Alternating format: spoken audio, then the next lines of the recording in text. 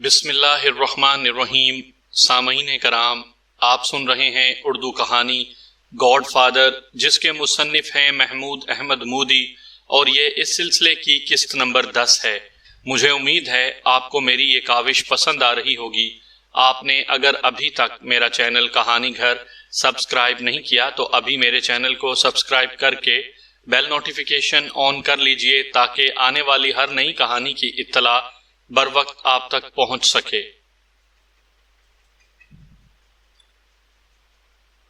سنی چند لمحے خاموش رہا۔ مائیکل کے خیال میں وہ بات چیت اور صلاح مشورے میں کافی صبر و تحمل کا مظاہرہ کر رہا تھا۔ آخر سنی نے ٹھہرے ٹھہرے لہجے میں ہیگن کو مخاطب کیا، اور اگر خدا نخواستہ پاپا جانبر نہیں ہوتے اور ان کا انتقال ہو جاتا ہے تو پھر تمہارے خیال میں مجھے کیا کرنا چاہیے؟ ہیگن خاموش رہا۔ اس کے چہرے پر سنجیدگی گہری ہو گئی۔ ایسا لگتا تھا کہ وہ خوب سوچ سمجھ کر نہایت محتاط انداز میں جواب دینا چاہتا ہے۔ کمرے میں گہرا سکوت طاری ہو گیا۔ آخر کار ہیگن ہی کی آواز نے کمرے کا سکوت توڑا۔ وہ ٹھہری ٹھہری آواز میں بولا، مجھے معلوم ہے میں جو کچھ کہوں گا تم اس پر عمل نہیں کرو گے، لیکن اگر تم میری دیانتدارانہ رائے طلب کر رہے ہو تو میں دے دیتا ہوں۔ اگر خدا نخواستہ ڈون کا انتقال ہو جاتا ہے تو میرا خیال ہے کہ تمہیں سچ مچ منشیات کے دھندے کے سلسلے میں سولوزو سے شراکت داری کر لینی چاہیے، کیونکہ ڈون کارلیون کے بعد فیملی کا سیاسی اثر و رسوخ اور نیو یارک کی دوسری فیملی سے تعلقات آدھے رہ جائیں گے۔ شاید حالات کو پرسکون رکھنے اور بڑے پیمانے پر جھگڑے سے بچنے کے لیے دوسری فیملیز سولوزو اور ٹیگلیا فیملی سے تعاون بھی شروع کر دیں۔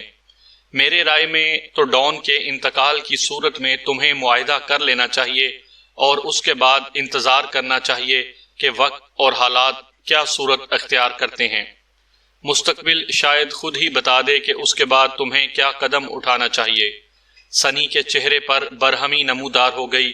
وہ گویا اپنا شدید غصہ ضبط کرنے کی کوشش کرتے ہوئے بولا، یہ بات تم اتنی آسانی سے اس لیے کہہ سکتے ہو کہ جو شخص 5 گولیاں کھا کر ہسپتال میں پڑا، موت اور زندگی کی جنگ لڑ رہا ہے، وہ تمہارا باپ نہیں۔ میں نے بھی ہر موقع پر اپنے آپ کو ڈون کے بیٹوں جیسا ہی ثابت کیا ہے۔ ہیگن جلدی سے بولا، یہ میں اپنی پیشہ ورانہ رائے دے رہا تھا، لیکن اگر تم میری ذاتی رائے معلوم کرنا چاہتے ہو تو میں بتا دوں کہ اس وقت میرا دل چاہ رہا ہے کہ ان تمام کمینوں کو اپنے ہاتھوں سے موت کے گھاٹ اتار دوں جو ڈون پر حملے میں ملوث ہیں۔ اس کے لہجے میں جذبات کی ایسی شدت اور خلوص نیت کا ایسا تاثر تھا کہ سنی فوراً ہی شرمندہ ہو گیا۔ میرا یہ مطلب نہیں تھا ہیگن۔ سنی کا لہجہ معذرت خواہانہ ہو گیا۔ میں تمہارے خلوص پر شک نہیں کر رہا تھا، لیکن در حقیقت سنی دل میں سوچ رہا تھا کہ خون کے رشتے بہرحال خون کے رشتے تھے، باقی رشتے ان کے سامنے ہیچ تھے۔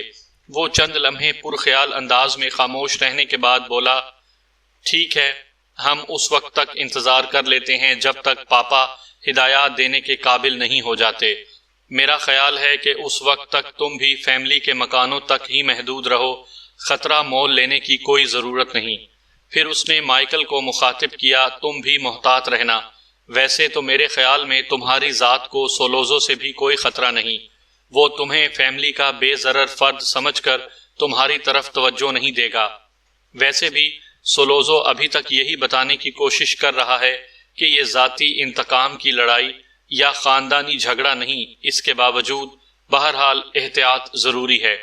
پھر وہ ٹیسو سے مخاطب ہوا، تم اپنے آدمیوں کو ریزرو میں رکھو اور ان سے کہو کہ شہر میں گھوم پھر کر سن گن لینے کی کوشش کرتے رہیں۔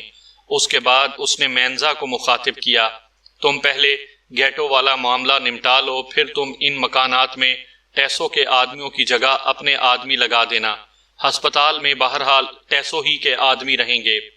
پھر وہ ہیگن سے مخاطب ہوا، صبح تم سب سے پہلا کام یہ کرنا کہ فون پر یا پھر قاصد کے ذریعے سولوزو اور ٹیگلیا فیملی سے مذاکرات شروع کر دینا، اور مائیکل تم کل مینزا کے 2 آدمیوں کو ساتھ لے کر براسی کے گھر جانا اور اس کی واپسی کا انتظار کرنا، یا پھر یہ معلوم کرنے کی کوشش کرنا کہ آخر اس کے ساتھ کیا ہوا ہے، وہ کہاں غائب ہے؟ اگر اس نے پاپا پر حملے کی خبر سن لی ہوتی تو اب تک وہ بھوکے درندے کی طرح سولوزو کی تلاش میں نکل چکا ہوتا۔ مجھے یقین نہیں ہے کہ وہ کسی بھی قیمت پر بک سکتا ہے یا ڈان سے غداری کر سکتا ہے۔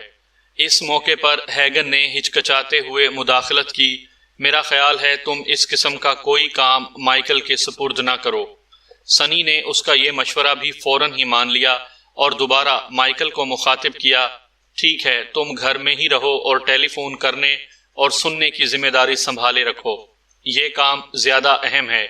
مائیکل نے قدرے خفت محسوس کی، لیکن اس نے سعادت مندی سے سر ہلا دیا۔ وہ ایک بار پھر 82 کا نمبر ملا کر رسیور کان سے لگا کر بیٹھ گیا۔ پہلے کی طرح اب بھی دوسری طرف صرف گھنٹی بج رہی تھی، لیکن کوئی فون نہیں اٹھا رہا تھا۔ مینزا اس روز بمشکل چند گھنٹے سو سکا تھا اور اس دوران بھی اسے نیند صحیح طور پر نہیں آئی تھی۔ اٹھنے کے بعد اس نے اپنے لیے ناشتہ تیار کیا۔ ناشتے سے فارغ ہو کر وہ شب خوابی کے لباس میں ہی مستربانہ انداز میں کمرے میں ٹہلنے لگا۔ وہ سنی کے حکم پر عمل درآمد کے بارے میں سوچ رہا تھا۔ سنی نے کہا تھا کہ گیٹو کا بندوبست جلد از جلد کر دیا جائے۔ اس کا مطلب تھا کہ یہ کام آج ہی ہو جانا چاہیے تھا۔ غیر ارادی طور پر وہ گیٹو کے بارے میں سوچ رہا تھا۔ اس کا تعلق سسلی کے ایک خاندان سے تھا اور وہ ڈان کے بچوں کے ساتھ کھیل کود کر بڑا ہوا تھا۔ مائیکل کے ساتھ تو وہ کچھ عرصہ اسکول بھی گیا تھا۔ اس نے فیملی کے لیے بڑے خلوص سے کام کر کے اس میں اپنی جگہ بنائی تھی۔ اسے اپنے کاموں کا معقول معاوضہ ملتا تھا۔ مینزا کو معلوم تھا کہ اس آمدنی کے علاوہ کبھی کبھی چھوٹی موٹی لوٹ مار سے بھی رقم حاصل کر لیتا تھا۔ اس قسم کی حرکتیں فیملی کے اصولوں کے خلاف تھیں، لیکن مینزا یہ سوچ کر ان حرکتوں کو نظر انداز کر دیتا تھا کہ سرکش گھوڑا سوار کے اشاروں کے خلاف زور آزمائی کرتا رہتا ہے۔ مینزا کو امید تھی کہ جب گیٹو پر زیادہ خوشحالی آئے گی تو وہ یہ حرکتیں چھوڑ دے گا۔ اس کی ان حرکتوں کی وجہ سے کبھی مینزا، فیملی یا خود گیٹو کو کسی مصیبت کا سامنا نہیں کرنا پڑا تھا۔ مینزا کو اس بات پر حیرت نہیں تھی کہ اتنا پرانا نمک خوار وفادار اس طرح بک گیا تھا اور غداری کر بیٹھا تھا۔ مینزا کو اس کا بندوبست کرنے کے سلسلے میں کسی قسم کا افسوس یا پریشانی نہیں تھی۔ البتہ دو سوال اسے پریشان کر رہے تھے۔ ایک تو یہ کہ گیٹو کو ٹھکانے لگانے کی ذمہ داری وہ کس کے سپرد کرے، دوسرے یہ کہ گیٹو کا متبادل کون ہوگا۔ گیٹو بہرحال ایک اہم آدمی تھا۔ اس نے گیٹو کے متبادل کے طور پر کئی ناموں پر غور کیا، لیکن کسی نہ کسی وجہ سے وہ ہر نام کو دل ہی دل میں مسترد کرتا چلا گیا۔ آخرکار اس کے ذہن میں لیمپون نامی ایک نوجوان کا خیال آیا اور اس کے دل نے اس کے حق میں فیصلہ دے دیا۔ لیمپون کو دوسری عالمی جنگ کے زمانے میں فوج میں بھرتی ہونا پڑا تھا اور وہ کچھ اس طرح زخمی ہو گیا تھا کہ جنگ ختم ہونے سے پہلے ہی اسے فوج سے سبکدوش کر دیا گیا تھا۔ صحت یاب ہونے کے بعد بھی اس کی ٹانگ میں ہلکی سی لنگڑاہٹ برقرار رہی تھی، لیکن اس کی یہ کمزوری اس کی مصروفیات میں رکاوٹ نہیں بنی تھی۔ وہ ایک مستعد، طاقتور اور فیملی کے مطلب کا نوجوان تھا۔ گیٹو سے کچھ نچلے درجے پر وہ فیملی کے لیے عمدگی سے خدمات انجام دیتا آ رہا تھا۔ اس کی سب سے بڑی خوبی یہ تھی کہ وہ جسم، ہتھیار اور طاقت کے ساتھ ساتھ ذہن استعمال کرنا بھی جانتا تھا۔ ہر آزمائش کی صورت میں زبان بند رکھنے کی خوبی بھی اس میں موجود تھی۔ وہ ان لوگوں میں سے تھا جو اگر کبھی پولیس کے ہتھے چڑھ بھی جاتے تو ان کے تمام تر ہتھ کنڈوں کے باوجود فیملی کے خلاف زبان نہیں کھول سکتے تھے۔ مینزا نے اس کے بارے میں اچھی طرح غور کیا اور اس فیصلے پر قائم رہا کہ لیمپون اب ترقی کا مستحق تھا، اسے گیٹو کی جگہ دی جا سکتی تھی۔ یہ سوچنے کے بعد اسے کچھ اطمینان ہوا۔ اس نے گیٹو کو ہدایت کی تھی کہ وہ 3 بجے اپنی کار میں اسے لینے آ جائے۔ 2 بجے مینزا نے لیمپون کا نمبر ملایا۔ اس نے فون پر اپنا نام بتائے بغیر کہا، تمہارے لیے ایک کام نکل آیا ہے، میری طرف آ جاؤ۔ لیمپون نے اس کی آواز فوراً پہچان لی۔ اس نے کوئی سوال نہیں کیا۔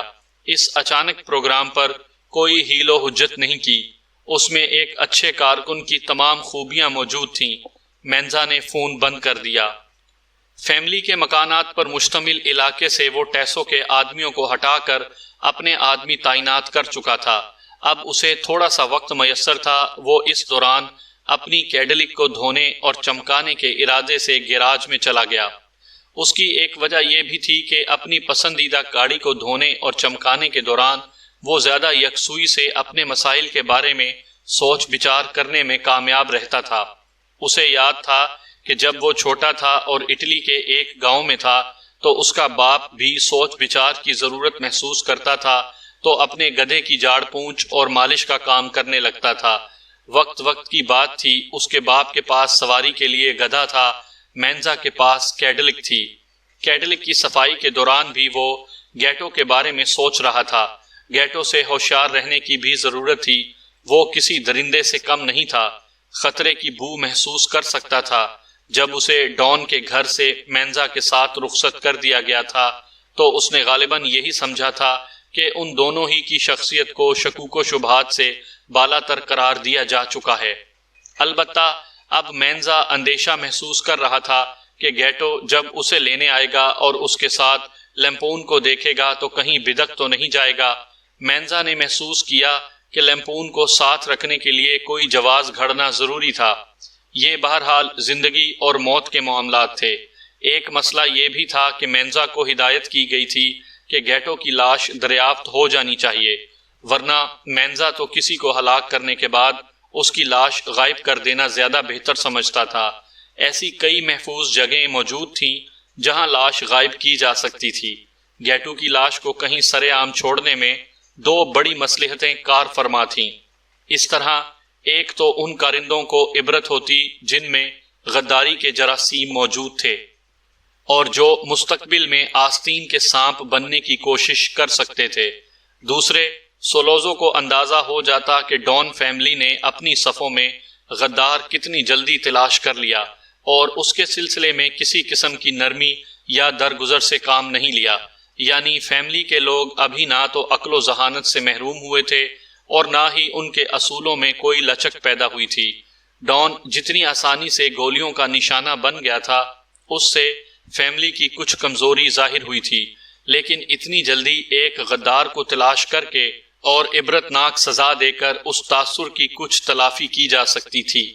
آخر مینزا کو بیک وقت گیٹو اور لیمپون کو ساتھ لے کر روانہ ہونے کے لیے ایک بہانہ اور جواز سوجھ ہی گیا۔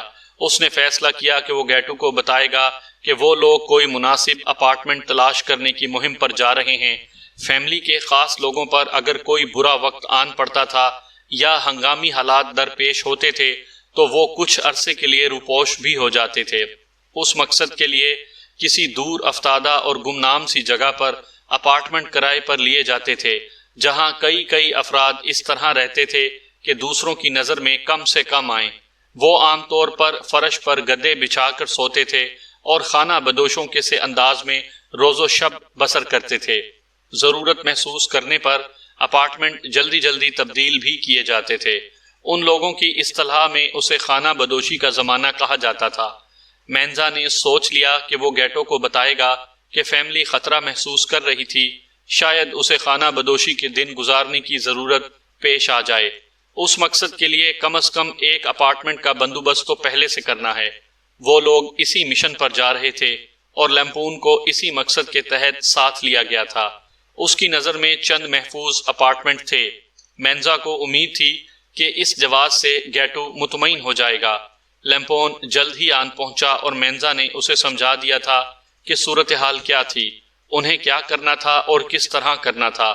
اپنی ترقی کی نوید سن کر لیمپون کے چہرے پر چمک آ گئی اور اس نے مینزا کا شکریہ ادا کیا۔ مینزا اسے اپنے ساتھ تہ خانے کے ایک کمرے میں لے گیا، جہاں اس نے دیوار گیر تجوری سے ایک ریوالور نکالا اور لیمپون کے سپرد کرتے ہوئے کہا، یہ استعمال کرنا، یہ گن بالکل محفوظ ہے، اس کے بارے میں کوئی سراغ نہیں لگایا جا سکتا۔ ایک لمحے کے توقف کے بعد اس نے مزید ہدایات دیتے ہوئے کہا، کام ختم کرنے کے بعد یہ گن گاڑی میں گیٹو کے پاس ہی چھوڑ دینا۔ اس مشن سے فارغ ہوتے ہی بیوی بچوں کو لے کر فلوریڈا چلے جانا، وہاں خوب آرام اور تفریح کرنا۔ میامی بیچ پر فیملی کا اپنا ہوٹل موجود ہے، اسی میں ٹھہرنا تاکہ ضرورت کے وقت آسانی سے تم سے رابطہ کر سکوں۔ فی الحال اخراجات کے لیے اپنی رقم استعمال کرنا، بعد میں سب کچھ بھاری بونس سمیت مل جائے گا۔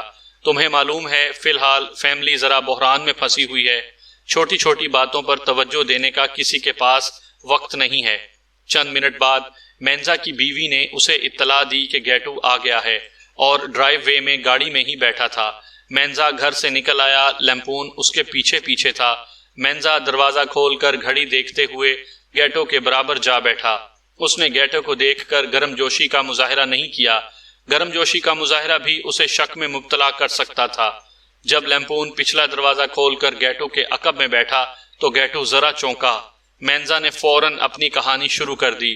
بھائی وہ سنی کچھ خوفزدہ لگ رہا ہے، اس نے ابھی سے اپنے آدمیوں کے لیے خانہ بدوشوں کا زمانہ گزارنے کے لیے اپارٹمنٹ تلاش کرنے کا حکم دے دیا ہے۔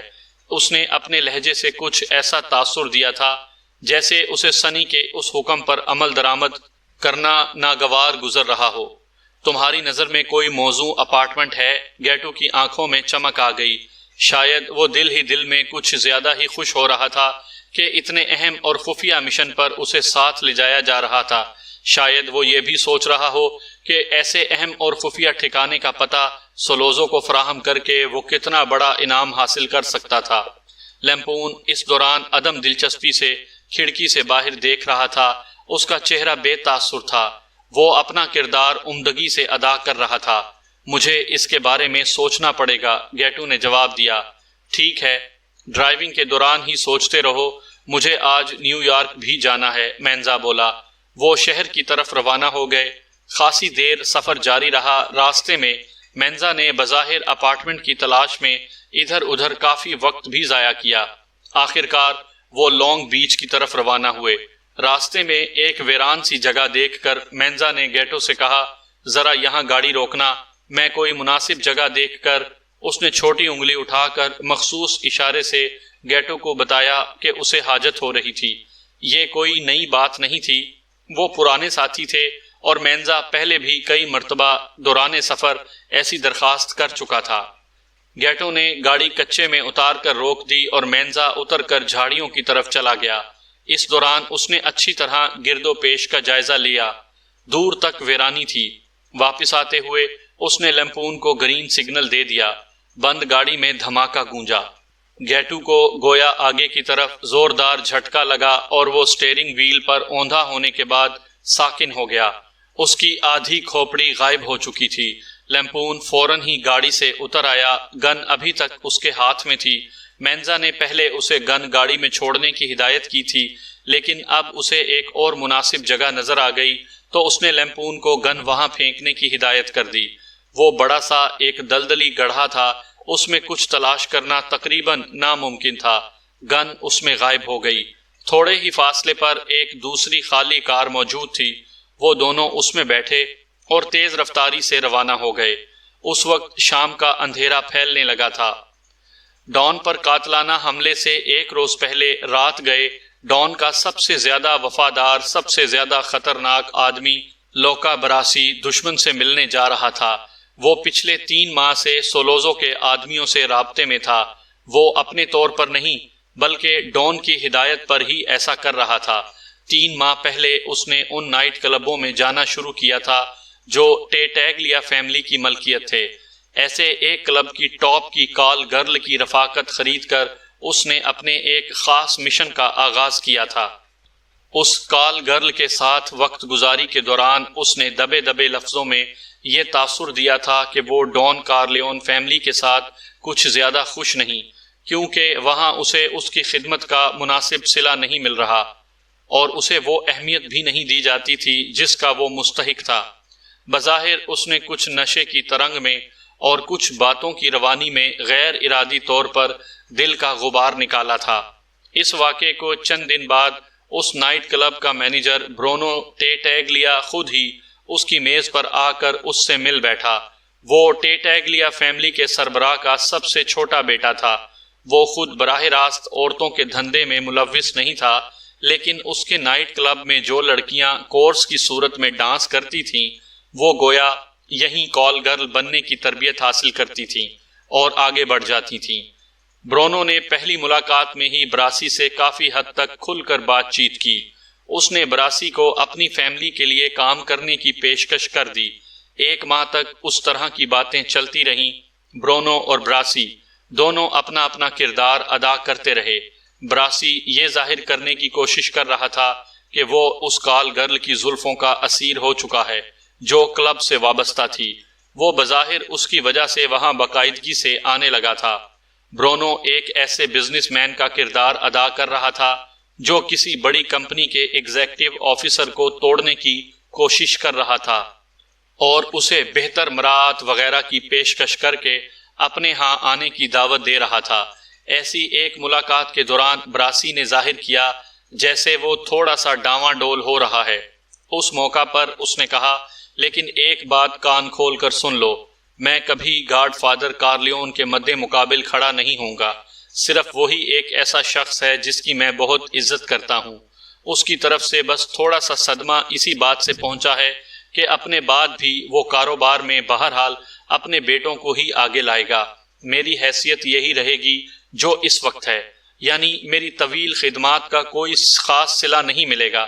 میرا خیال تھا کہ جب وہ کاروبار سے لا تعلق ہوگا، کم از کم اس وقت تو مجھے بھی اس کے کسی بیٹے کے برابر ہمت حاصل ہوگی۔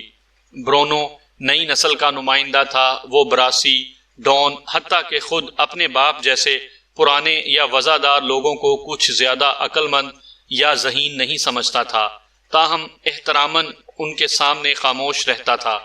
اس موقع پر وہ بولا، میرے والد کبھی تمہیں ڈون کے مقابل کھڑا کرنا یا تم سے اس کے خلاف کام لینا نہیں چاہیں گے۔ انہیں اس کی ضرورت ہی کیا ہے؟ یہ ایک دوسرے سے سر پھوڑنے کا زمانہ نہیں ہے۔ سب ایک دوسرے کے ساتھ صلح صفائی سے رہتے ہیں اور اپنا اپنا کام کرتے رہتے ہیں۔ یہ پرانا قبائلی دور نہیں ہے جو ہر وقت کسی نہ کسی کے ساتھ جنگ میں مصروف رہنے کے بہانے ڈھونڈے جاتے تھے۔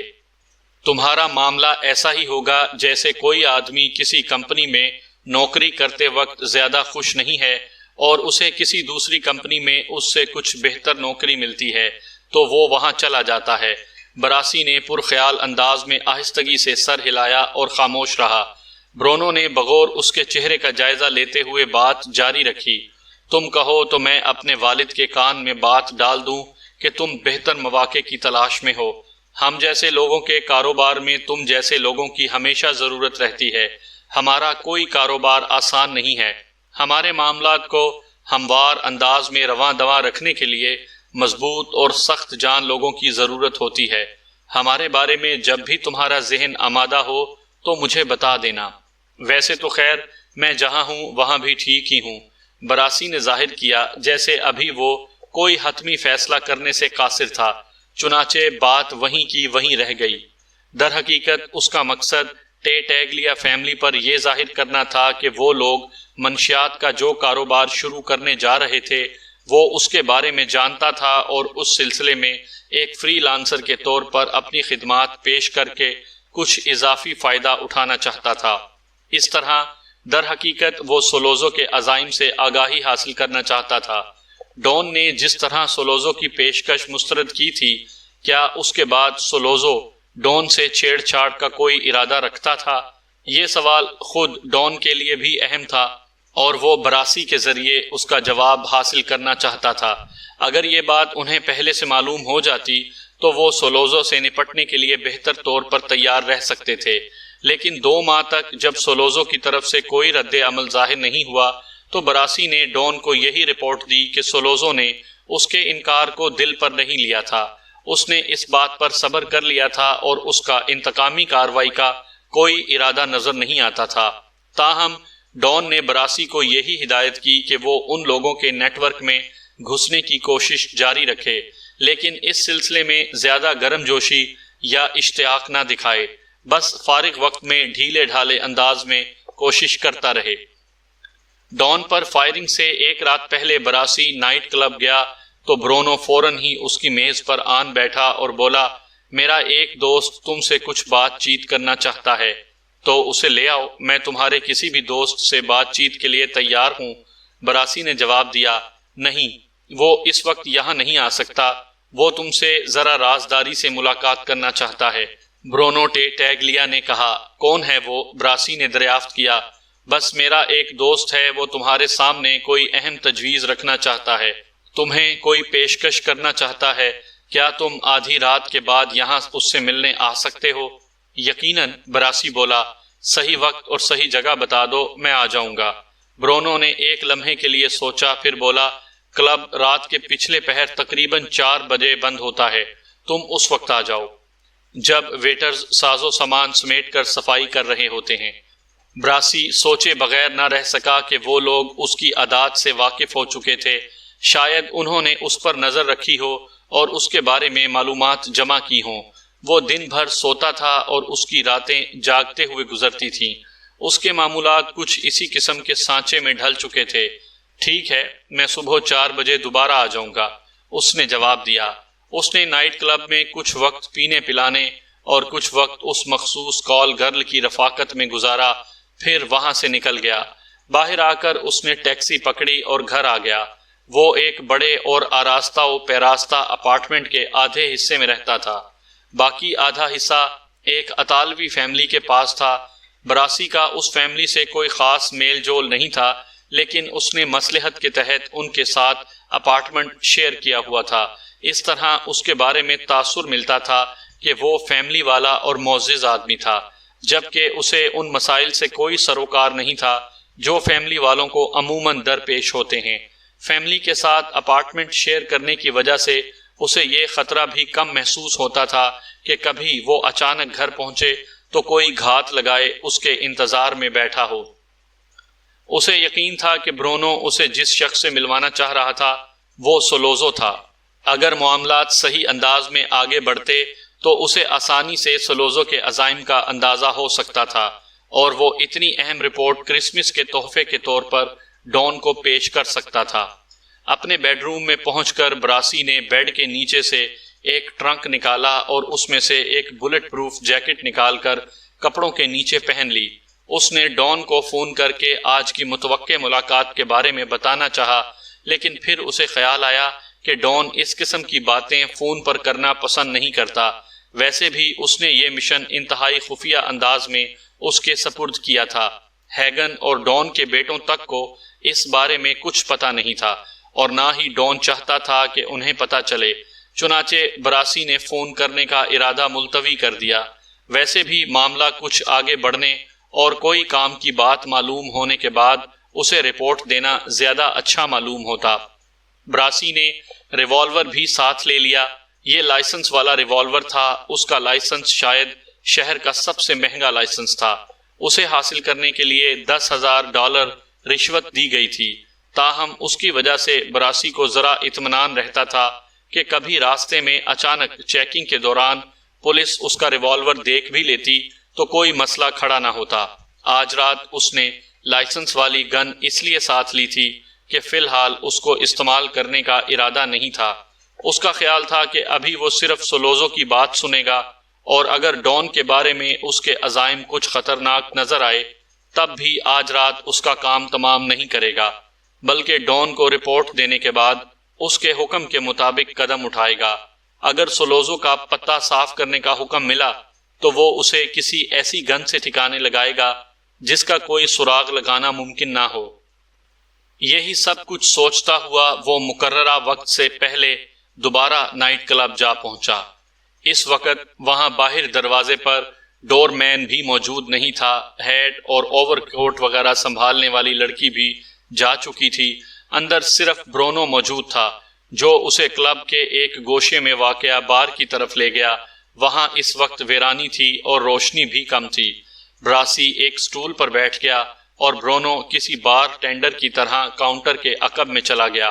اس نے براسی کے لیے ایک ڈرنک تیار کی، مگر براسی نے یہ کہہ کر معذرت کر لی کہ وہ پہلے ہی کافی لے چکا ہے۔ اس نے سگریٹ سلگا لی۔ وہ سوچ رہا تھا کہ یہ بھی عین ممکن ہے اس کا متوقع ملاقاتی سولوزو نہ ہو، مگر چند لمحے بعد اس نے کلب کے ایک اندھیرے گوشے سے سولوزو کو نمودار ہوتے ہوئے دیکھا۔ سولوزو نے آ کر اس سے ہاتھ ملایا اور اس کے برابر والے سٹول پر بیٹھ گیا۔ برونو نے ڈرنک اس کے سامنے رکھ دی۔ اس نے سر کے اشارے سے گویا شکریہ ادا کیا اور براسی سے مخاطب ہوا، کیا تم جانتے ہو میں کون ہوں؟ براسی اسبات میں سر ہلاتے ہوئے مربیانہ انداز میں مسکرایا۔ اسے یہ دیکھ کر خوشی ہوئی تھی کہ چور بل سے باہر آ گیا تھا۔ اس شخص کا کام تمام کرتے وقت اسے مزید خوشی ہوتی جو اپنے آپ کو بڑا خطرناک لڑاکا سمجھتا تھا۔ کیا تمہیں معلوم ہے میں تم سے کیا فرمائش کرنے والا ہوں؟ سولوزو نے ایک اور سوال کیا۔ اس بار براسی نے نفی میں سر ہلایا۔